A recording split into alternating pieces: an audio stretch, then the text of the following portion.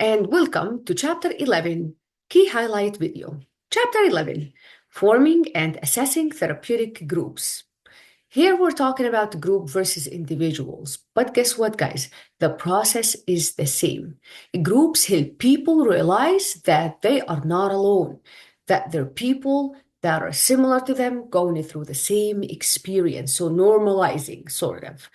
Members can support one another, practice skills, exchange knowledge, and build connection. But placing people in the same room does not automatically create a helpful group. So that's why your role comes in as a social worker, as a clinician, as a facilitator, and how well you facilitate the group, how well the results are.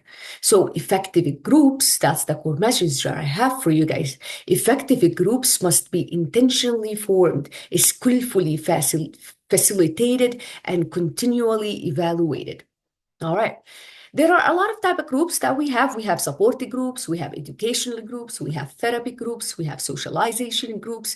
The group's structure must match its purpose. It doesn't matter what kind of group we have, it has to match its purpose. Okay. Now, the groups, with the forming of the group, when we form the group, this is when we sit and want to design and know what is the group all about. Who's the participant? What are the goals? What are the purposes? What's membership is like? Is it open? Is it closed? Can people join in at any time during that time? Is it timed? Is it like for like 10 sessions and within 10 sessions things has to be established? Those are the forming of the group. Those way more important than the group itself. Creating it, forming it, and putting it in place matters a lot more than when the first time is about to start, the foundational work, right? Now, stages of the group, the groups, it goes usually through forming, storming, norming, forming, and adjourning. Because as a group, when you have people who share the same issue, however, you have different identities, different systems, different people, different experiences, conflicts is going to arise. As a facilitator, that's your role to create a safe space for members to express themselves safely, to create that harmony in between them, to model for them authenticity, to model for them therapeutic professionalism, right?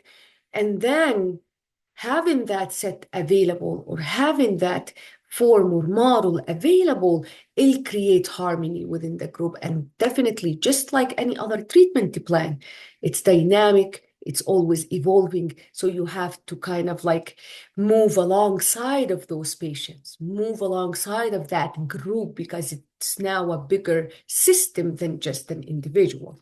Facilitation skills, this is when you actively listen, when you keep it peaceful, when you manage conflicts, when you let everyone have the right to say and express their opinion, creating that safety. So facilitation balances structure with enough freedom for members to connect, because the main goal or the goal is to connect members together so they work on one goal. So it's achievable because they're working as a group. Okay. Now, assessing effectiveness, definitely on a daily basis or on a weekly basis. Probably your group meets once a week. On a weekly basis, assess, debrief after that meeting. Look into any feedback you get from your clients or from the group, any safety concerns, any respect issues. Look into participation, attendance, who's available, who's always participating. Who speaks the most? Probably we needed to manage that member so we can open the space for other members to express their feelings. So a busy group is not necessarily an effective one, and your evaluation matters when it comes to effectiveness, okay? The final takeaway, what I would like for you guys to think about, or like purpose, you need to know why the group is existing. Formation, this is when you select the members and when you structure it. Development, this is when you understand the group's stage. Facilitation, this is when you create safety and purposeful environment.